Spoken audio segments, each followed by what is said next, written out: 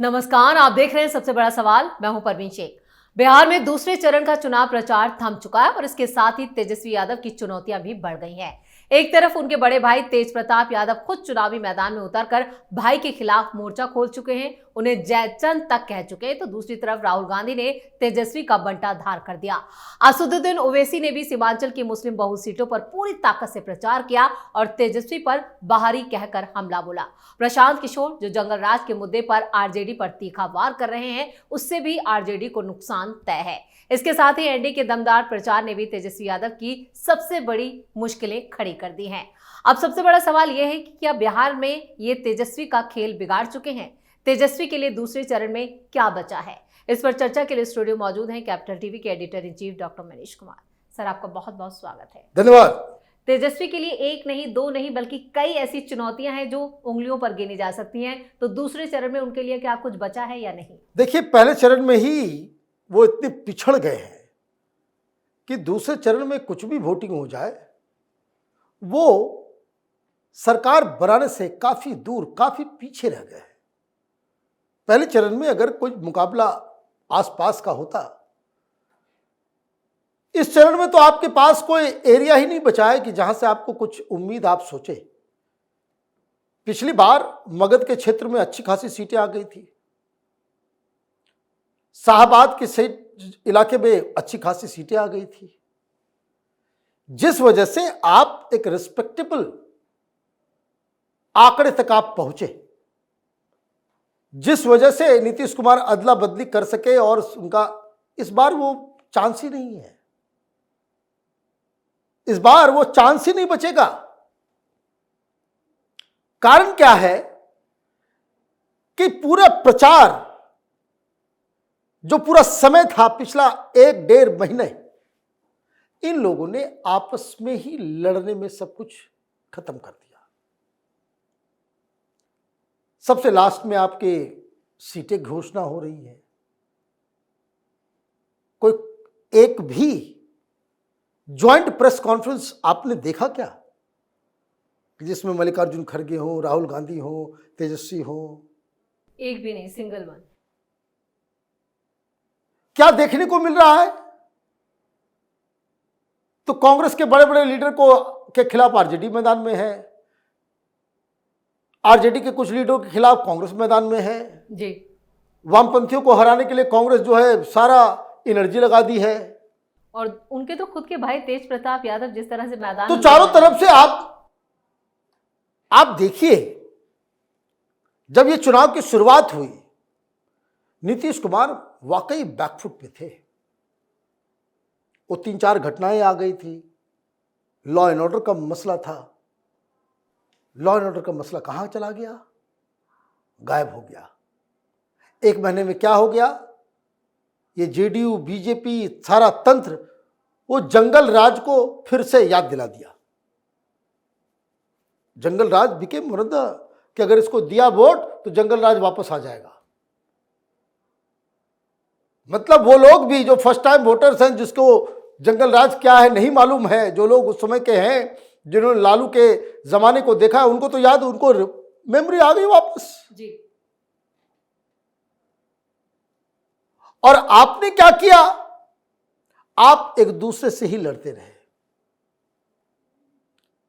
आखिरी दिन में कहां कहां रैलियां हुई। नीतीश कुमार कैमूर पहुंचे हुए थे, चैनपुर चले गए। पिछली बार उस पूरे इलाके में महागठबंधन की जीत हुई थी। वहां का 2 विधायक तोड़ करके वो जेडीयू में लेकर के आए, भभुआ वाला और ये चैनपुर वाला। अमित शाह कहां थे? वो सासाराम में थे, राहुल गांधी ने जहां से वोटर अधिकार यात्रा शुरू की थी। आप कहां थे? तो राहुल गांधी कहां पहुंचे हुए? तो मुस्लिम इलाके में पहुंचे हुए, किशनगंज और पूर्णिया। अरे वहां बीजेपी का कुछ नहीं है। मुसलमानों को वोट लेने के लिए नहीं, वो मान के चलते हैं कि हमारा वोट नहीं है। और आप मेहनत कहां कर रहे हो? आपको मेहनत करना चाहिए कहीं और, आप मेहनत कर रहे हो कहीं और। पूरे प्रचार प्रसार के दौरान 17 दिन राहुल गांधी तेजस्वी यादव को साइड हीरो बना करके अपने साथ में ड्राइवर बना करके घुमाते रहे, है ना। वोट चोरी, वोट चोरी, वोट चोरी, वोट चोरी। और अभी आपने क्या किया, इलेक्शन की घोषणा हो गई, आप अमेरिका चले गए, जिस वजह से सीट शेयरिंग का फॉर्मूला कभी फाइनल ही नहीं हुआ। लेकिन हद तो तब हो गई कि दूसरे चरण का चुनाव प्रचार अपने उफान पर था, उस वक्त भी वो मध्य प्रदेश चले गए, पंचमढ़ी में सफारी का मजा ले रहे हैं। बताइए, बाघ देखने चले गए, बाघ देखना ज्यादा जरूरी था उनको, है ना। टाइगर रिजर्व में टाइगर को ढूंढ रहे हैं, फोटो खिंचवाने, वो तो मिला नहीं टाइगर उनको, नहीं तो उनके साथ फोटो खिंचवाते। वो सुप्रिया श्रीनेत्र जो है ना, असली शेर असली बाघ जो है वो करते रहती है ये सब सोशल मीडिया में रील बनाने के लिए। आप ये सब काम करते हो, पता नहीं उसका रील विल शूट वूट हो गया होगा, अभी वो इलेक्शन हारने के बाद जो है उसको लगाया जाए कि कितना इको फ्रेंडली है राहुल गांधी, है ना, जननायक साहब।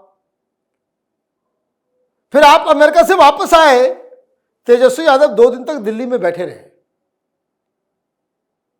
आपने टाइम तक नहीं दिया मिलने के लिए, टाइम तक नहीं दिया।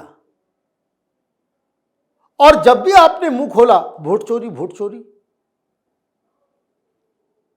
बिहार में किसी एक आदमी को खड़ा करके बता दो कि आपका वोट कट गया हो, तब बात समझ में आए। किसी एक आदमी का। आप बवाल काट रहे थे ऐसे जैसे लग रहा है कि कहां गया वो फ्रॉड सेफोलॉजिस्ट योगेंद्र यादव। यही सब दिमाग खराब करते राहुल गांधी का। वामपंथी 2.5 करोड़ वोट कट जाएगा, है ना, चिकनी चुपड़ी बातें करने में मुंह छिपाए घूम रहा है। बिहार इलेक्शन तक वो रोज वीडियो डाल रहा था, वोट चोरी, है ना। ये सब कांग्रेसी इकोसिस्टम के ये सब नाजायज लोग जो माल कमाने के धंधे में देश को गुमराह करने का काम कर रहे हैं। कहा रवीश कुमार, बोला नहीं जाता इन लोगों को कि राहुल गांधी ने हरवा दिया तेजस्वी यादव को। ये सारे लोग, अजीत अंजुम जाकर के अपना पाप धो रहा है, वो वीडियो बना रहा है, भाई राहुल गांधी तेजस्वी यादव पूछ रहा है कि आप इस तरह के बयान क्यों दे रहे हो कि हर घर को नौकरी, मुझे समझ में नहीं आ रहा है। वो तो खैर वो ग्राउंड में उतर के चला गया, बाकी लोगों को तो हिम्मत भी नहीं है। ऐतिहासिक हार के मुहाने पे लाकर के खड़ा कर दिया ये कांग्रेसियों ने आरजेडी को। और कम से कम एक काम अक्लमंदी का किया तेजस्वी यादव ने, उसने साफ साफ कह दिया कि ये वोट चोरी कोई मुद्दा नहीं है, वोट चोरी कोई मुद्दा नहीं है। कल फिर वहां पे वो कौन सा सतपुरा टाइगर रिजर्व, वहां पे लोगों ने माइक घुसा दिया मुंह में कि भाई बताओ, वहां भी वोट चोरी, वोट चोरी, वोट चोरी। ये तो ऐसा लग रहा है कि कोई दौरा वौरा पड़ गया है किसी आदमी को। आदमी जब भांग खा लेता है तो उसको बिहार में कहते हैं कि दिक लग जाना। उसका मतलब ये होता है कि वो चला जाता है उस ट्रांस में कि जो काम वो करता रहता है उसी को रिपीट करता रहता है ना। होली के दिन अगर परिवार में किसी ने भांग खा लिया ज्यादा, तो आप देखिए अगर हंस रहा है तो हंसते ही रहेगा, अगर वो कहेगा कि मेरा उंगली में दर्द हो रहा है तो उसको दर्द ही होता रहेगा, कोई वो सीढ़ी पे चढ़ रहा है तो सीढ़ी पे ही चढ़ता रहेगा, बेड पे जाने से उसको डर लगेगा कि मैं गिर जाऊंगा तो बेड पे जाएगा ही नहीं, वो एक ही काम को करता रहता है। वही दिक लग गया है राहुल गांधी को, वोट चोरी, वोट चोरी। सवाए साथ में आप वोट चोरी कर रहे हो जो कोई मुद्दा ही नहीं है। और जो कुछ भी आप हाइड्रोजन बम मेरा फोड़ते हो कांग्रेस पार्टी के हेडक्वार्टर पे ही फूट जाता है। वो सारी थ्योरी जो है वो, और पता नहीं कौन कौन एडवाइजर हैं इसके जो इस तरह की चीजों को अंजाम देते हैं। I am really shocked. वैसे अच्छे आदमी राहुल गांधी, ये कांग्रेसी सब जो है वो उन पे अन्याय कर रहा है, उनको एंजॉय करने दीजिए जिंदगी को। अब उम्र हो गई है, जिंदगी में कोई काम तो किया नहीं, तो कम से कम लेट हिम एंजॉय।